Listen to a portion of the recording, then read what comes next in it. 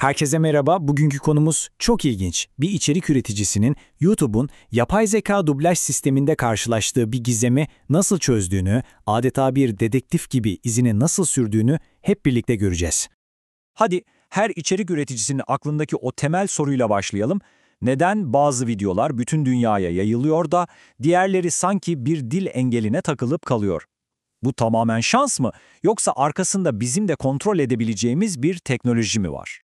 Her şey aslında çok basit bir gözlemle başladı.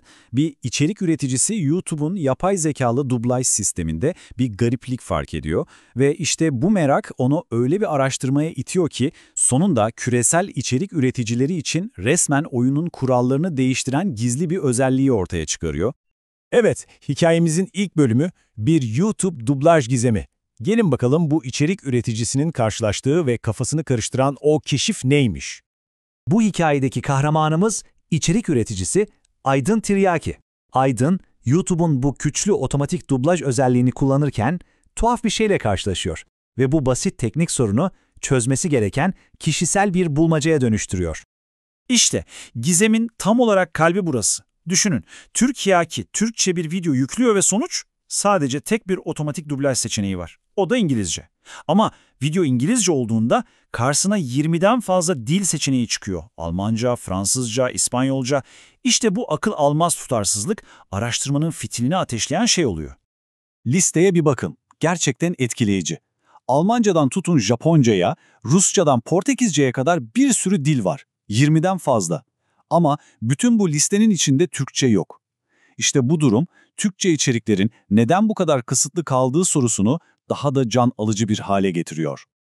Peki bu tuhaflık karşısında ne yapıyor? Tabii ki durmuyor, gözlemini alıyor ve onu odaklı bir soruşturmaya dönüştürüyor. Ama durun, mesele sadece dillerin sayısındaki bu gariplik de değil. Aslında çok daha önemli, çok daha can sıkıcı ikinci bir sorun daha vardı: kalite. Yani yapılan dublajın kalitesi. Tiryaki'nin kendi sözleriyle durumu özetleyelim. Seslendirme düzeltilmemiş transkript üzerinden yapılıyor. Altyazıları düzeltme çabam dublaj için boşa gidiyor. Yani olay şu, YouTube'un yapay zekası o kadar hızlı ki o daha otomatik oluşturulan metindeki hataları düzeltemeden sistem dublajı yapıveriyor. Sonuç, hatalı metinden hatalı seslendirme. Bütün o altyazı düzeltme emeği resmen çöpe gidiyor. Peki bu sorunu çözmek için ne yaptı? Oturup tahmin yürütmedi, hayır. Cevapları bulmak için yanına 2 tane güçlü yapay zeka dedektifi aldı. İşte bu noktada yapay zeka dedektiflerine danışma faslı başlıyor. Bakalım Gemini ve Grok bu konuda neler söylemiş? Tiryaki'nin yapay zekayı sorduğu sorular çok net ve kilit sorulardı. 1. Gözlemim doğru mu? Yani bu dil farkı gerçek mi? 2. Tamam da Türkçe için çoklu dublaj desteği ne zaman gelecek? Ve 3. En önemlisi, ben bu metni düzeltmek istiyorum. Dublaj sürecini bir şekilde geciktirebilir miyim? Ve ilk cevap Gemini'den geliyor. Diyor ki, evet, gözleminiz genel olarak doğru ama durum değişmeye başlıyor. İşte bu ama çok önemli. Bir şeylerin yakında değişeceğinin ilk sinyali bu. Ve işte beklenen güzel haber. Her iki yapay zeka modeli de şunu doğruluyor: bu özellik 2025'ten itibaren Türkçe'de dahil olmak üzere daha fazla dile sunulmaya başlanmış. Yani Tiryaki'nin fark ettiği o can sıkıcı sınırlama aslında geçici bir durummuş. Peki, bu yapay zeka dedektiflerinin bulgularını şöyle bir toparlayacak olursak: 1. Diller arası fark gerçek ama geçici. 2. Türkçe desteği 2025'te başladı, geliyor. 3. Bu özellik yavaş yavaş, genellikle önce partner kanalları açılıyor ve geldik en bombasına: evet, zamanlamayı kontrol etmenin bir yolu varmış. Ve işte bütün bu araştırmanın sonunda ulaştığımız o harika an. Bir çözüm bulundu. İçerik üreticilerine kontrolü yeniden veren o gizli ayar keşfedildi. İşte bu, gerçek bir dönüm noktası. Meğer YouTube'da o otomatik dublajlar yayınlanmadan hemen önce metni gözden geçirip düzeltmenize izin veren bir ayar varmış. Bu kalite kontrolünü tamamen sizin elinize veriyor demek. İnanılmaz önemli bir özellik. Peki bu sihirli ayarı nerede bulacaksınız? Aslında çok kolay. YouTube Stüdyo'ya giriyorsunuz, oradan ayarlara, sonra da yükleme varsayılanlarına tıklıyorsunuz. Karşınıza çıkan gelişmiş ayarlar sekmesinde seslendirmeleri yayınlamadan önce manuel olarak incele diye bir kutucuk göreceksiniz. İşte onu işaretlemeniz yeterli. Hatta Grok'un da söylediği gibi bu ayarı kullandığınızda ne oluyor? Sizin düzelttiğiniz o temiz metin yapay zekanın çok daha kaliteli bir dublaj yapmasını sağlıyor. Yani sonuçta kaliteyi doğrudan siz arttırmış oluyorsunuz. Peki çözüm bulundu. Her şey bitti mi? Hayır. Asıl şimdi sırada ne var ona bakalım. Çünkü araştırma devam ediyor. Kahramanımız Aydın Tiryaki bu yeni bilgiyle donanmış bir şekilde durmuyor tabii ki.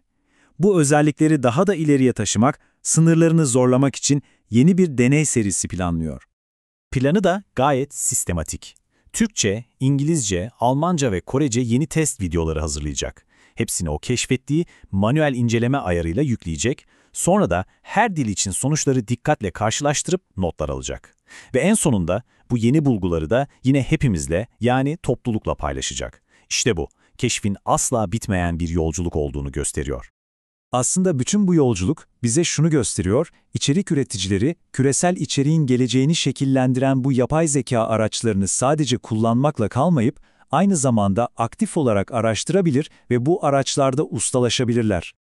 Ve tüm bunlar bizi sonunda büyük bir soruyla baş başa bırakıyor. Yapay zeka, içeriğimizi bir anda dünyanın her diline çevirebilirken, küresel bir içerik üreticisi olmak artık gerçekten ne anlama geliyor? Düşünmeye değer.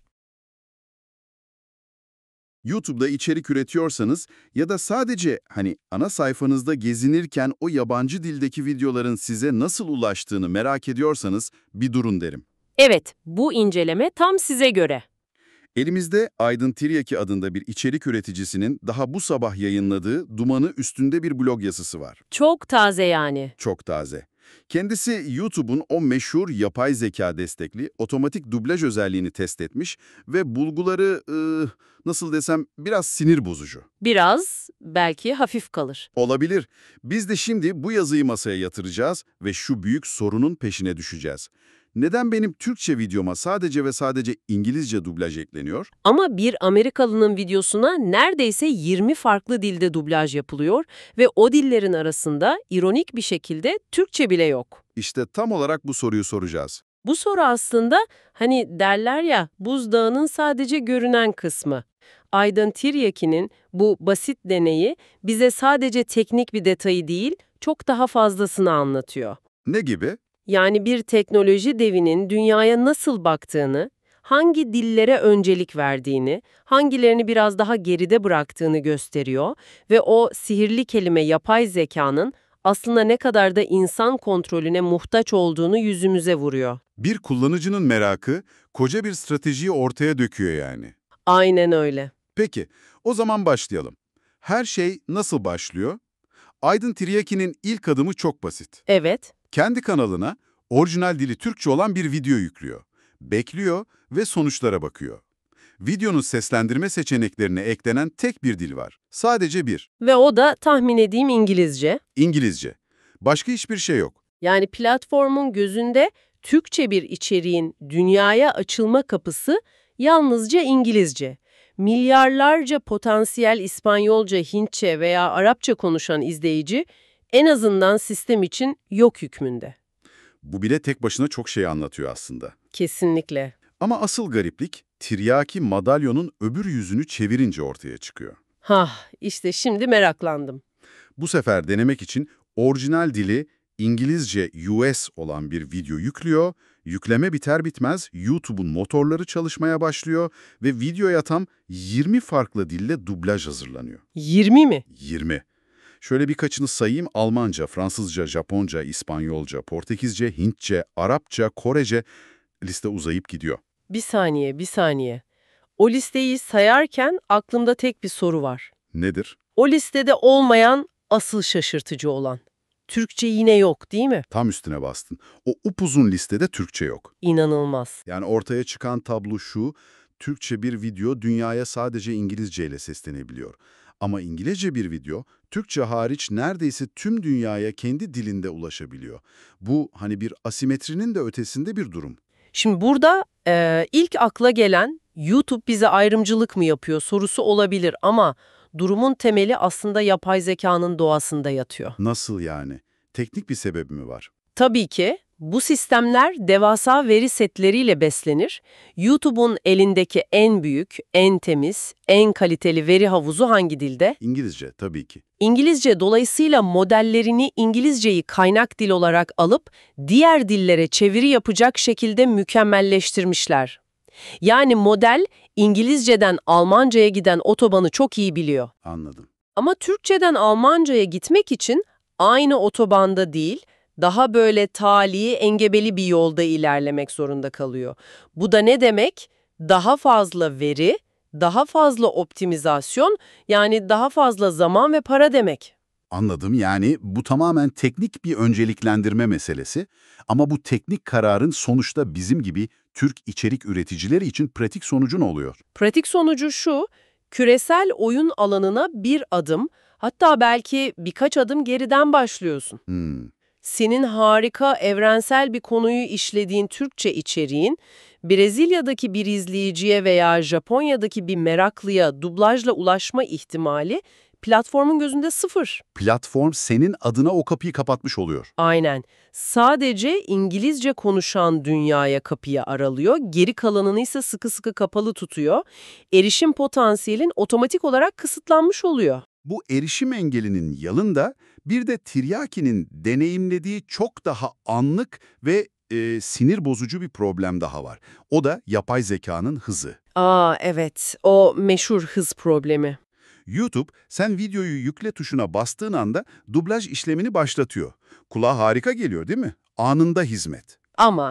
Ama yapay zekanın en büyük sırlarından biri de bu, otomatik dediğimiz şeylerin neredeyse hiçbiri aslında tam otomatik değildir. Hız, kaliteyi garanti etmez. Hatta düşmanı galiba. Çoğu zaman kalitenin en büyük düşmanıdır. Aynen öyle. Problem de tam burada başlıyor. YouTube'un otomatik olarak oluşturduğu Türkçe transkript, yani konuşmaların metne dökülmüş hali, genellikle hatalarla dolu. Özellikle de özel isimlerde falan herhalde. Özellikle teknik terimlerde, özel isimlerde, marka adlarında yapay zeka resmen çuvallıyor. Tiryaki şöyle bir örnek veriyor. Yapay zeka demek isterken, sistemin bunu yaprak zeka olarak anladığını ve dublajı da bu şekilde yaptığını hayal edin diyor. Yaprak zeka. Harika. Ve sen o hatalı metni düzeltme fırsatı bile bulamadan, yapay zeka o yaprak zeka metnini alıp çatır çatır İngilizceye çeviriyor. Sonuç ne? Kulağa son derece profesyonel gelen ama tamamen anlamsız bir dublaj. İşte bu, sektörde human in the loop, yani döngüdeki insan dediğimiz prensibin ne kadar hayati olduğunu gösteriyor. Döngüdeki insan, Evet, yapay zeka hızlı hesap yapar ama nüansı, bağlamı ve doğruluğu teyit edecek olan insandır. Eğer sistem sana o kritik kontrol adımını sunmuyorsa veya zorlaştırıyorsa aslında kendi teknolojisine ihanet etmiş oluyor. Hızlı ama yanlış bir sonuç. çok daha kötü. Çok daha zararlıdır yavaş ama doğru bir sonuçtan. Çünkü o yanlış bilgi artık internette ve yayılmaya başlamış durumda. Tiryarki'nin de yazısındaki o yakarışı tam olarak bu. Keşke YouTube, ben transkripti manuel olarak onaylayana kadar dublajı bekletecek basit bir onay kutucuğu sunsa, bu kadar. Sadece küçük bir tik işareti yani. Evet, milyonlarca dolarlık Ar-Ge'nin sonucunda üretilen bir özelliğin kalitesini kurtaracak şey, belki de $5 bir yazılım güncellemesi. Üstelik o düzeltilmiş transkriptin faydası sadece dublajla da sınırlı değil. O metin aynı zamanda neyin temeli? Videonun altyazılarının. Doğru. Ve daha da önemlisi, YouTube'un arama motoru, videonun ne hakkında olduğunu o metinden anlıyor. Yani hatalı transkript sadece komik dublajlara yol açmıyor. SEO'yu da mahvediyor. Videonun SEO'sunun mahvolmasına, yanlış kitleye önerilmesine ya da hiç kimseye önerilmemesine neden oluyor. Tam bir felaket zinciri. İşte tüm bu sorunlarla boğuşan Aydın Tiryaki, cevapları bulmak için çok modern bir yönteme başvuruyor. Evet, burası çok ilginç. YouTube'un o labirent gibi yardım menülerinde kaybolmak yerine doğrudan günümüzün en popüler 2 yapay zeka modeline Gemini ve Grok'a danışıyor. Onlara 4 tane net soru yöneltiyor. Tamamdır, dinliyorum. 1. Bu diller arasındaki asimetri gözlemim doğru mu? 2. Türkçe videolara ne zaman daha fazla dilde dublaj gelecek? 3. İngilizce videolara yapılan dublajlara Türkçe ne zaman eklenecek? Ve 4. Belki de en acil olanı.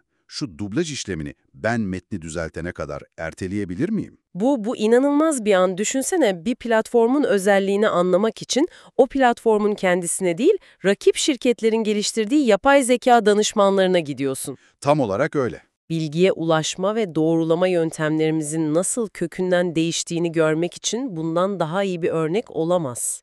Artık bir nevi yapay zeka avukatlarımız var. Ve bu iki yapay zeka avukatı dosyayı inceleyince biraz farklı sonuçlara varıyorlar.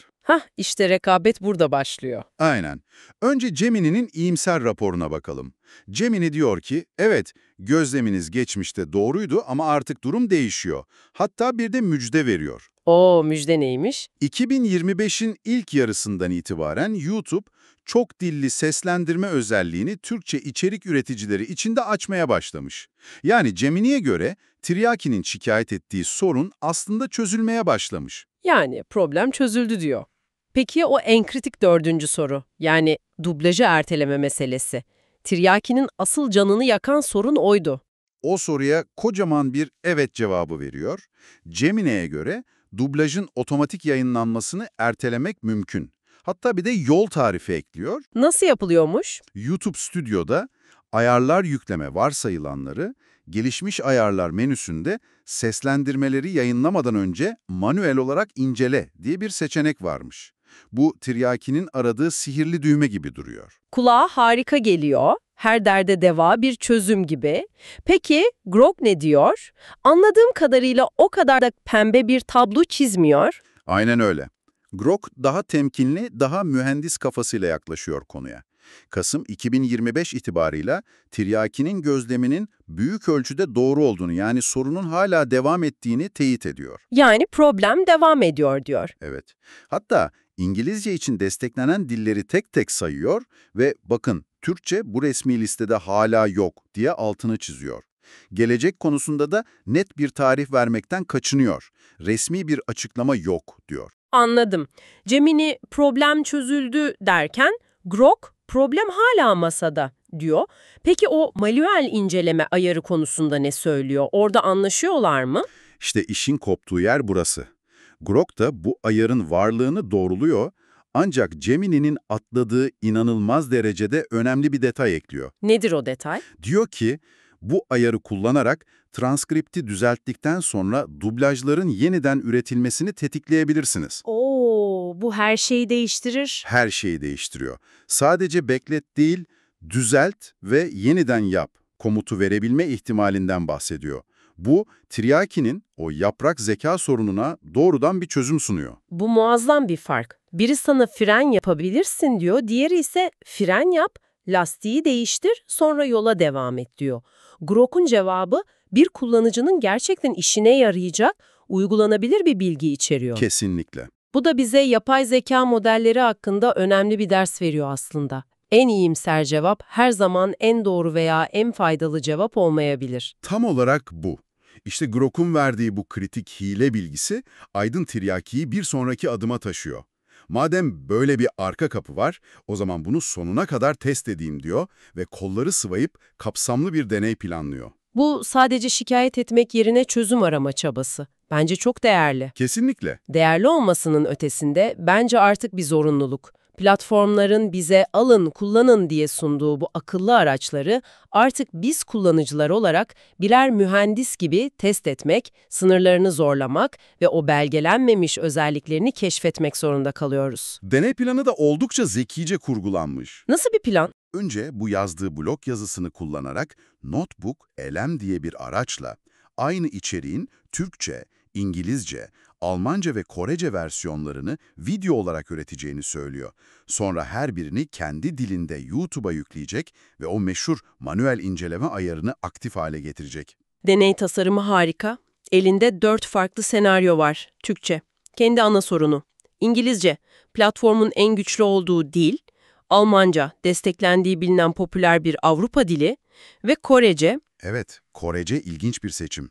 İlginç, çünkü platformun kendisinin bile deneysel olarak etiketlediği bir dil. Bu 4 farklı senaryo, sistemin farklı koşullar altında nasıl tepki verdiğini görmek için mükemmel bir karşılaştırma sunacak. Aynen, sonrasında da gözlem başlayacak. Türkçe videoya başka dublajlar eklenecek mi? İngilizce videoya sonunda Türkçe dublaj gelecek mi? Ve en önemlisi o transkripti düzeltip dublajı yeniden ürettirme hilesi gerçekten işe yarayacak mı? Bütün topluluğun merakla beklediği soru bu olacak herhalde. Ve Tiryaki tüm bu bulguları yeni bir yazıyla paylaşma sözü veriyor. İşte bu, kişisel bir meraktan çıkıp bir tür vatandaş bilimi eylemine dönüşüyor. Tek bir kullanıcı, dev bir platformun tam olarak açıklamadığı bir özelliği sistematik bir şekilde test ederek kendisi gibi binlerce içerik üreticisi için adeta bir kullanım kılavuzu yazmış oluyor. YouTube'un sağlamadığı kılavuzu bir kullanıcısı kendi çabasıyla topluluk için üretiyor. Tam olarak bu. O zaman bugünkü derinlemesini incelememizi toparlayalım. Aydın Tiryaki'nin bu araştırması sayesinde gördük ki YouTube'un yapay zeka dublajı çok güçlü bir potansiyele sahip. Potansiyel var, evet. Ama hala İngilizce merkezli bir dünyada yaşıyor ve diğer diller için ciddi asimetriler barındırıyor.